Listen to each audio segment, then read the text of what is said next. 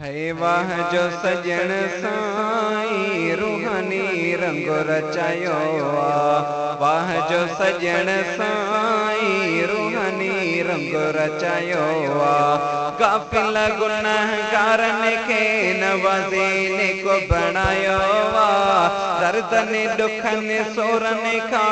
कामिल पीर बचायो वाह जो सजण साईं रूहानी रंग रचायो वाह जो सजण साईं रूहानी रंग रचायो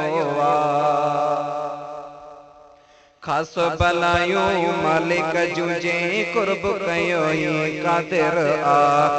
मीर मदीने वारे जे सदके पीर दिनो थई परिवार खासो भलायो मालिक जूजे कुर्ब कयो ही कादिर मीर मदीने वारे जे सदके पीर दिनो थई परिवार पीर मिठे पगे दारई जे जो नालो पाण रखा दर्दन दुखन सोरन खां कामिल पीर बचायो वाह जो सजण साईं रूहानी रंग रचायो वाह जो सजण साईं रूहानी रंग रचायो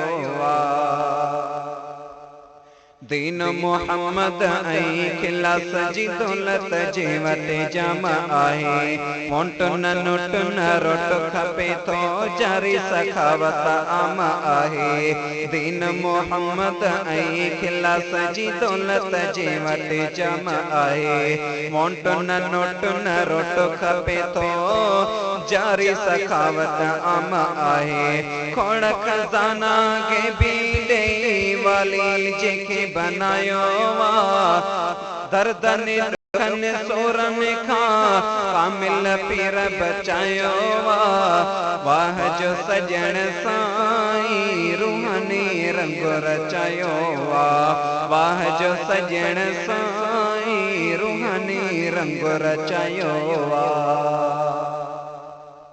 सोने हुज़ूर जी उम्मत जो ही ख़ास बणियो खेर ख्वाह आहे अल्लाह आबाद जे मुल्कन में मशहूर संदी दरगाह आहे सोने हुज़ूर जी उम्मत जो ही ख़ास बणियो खेर ख्वाह आहे अल्लाह आबाद जे मुल्कन में मशहूर संदी दरगाह आहे मुश्किल में दस्तगीर बणियो असां सभिन आज़मायो मुश्किल में दस्तगीर बणियो असां सभिन आज़मायो वाह जो सजण साईं रूहानी रंग रचायो गाफिल गुनहगारन के नवाज़ीने को बनायो दर्दन दुखन सोरन खां कामिल पीर बचायो वाह जो सजण साईं रूहानी रंग रचायो साईं जमाअत सां गॾु आहे अज सजो ही बागो खोलियो लुत्फ़ लाशारियत थी विया अहिड़ो कामिल पीर मिलियो साईं जमाअत सां गॾु आहे अज सजो ही बागो खोलियो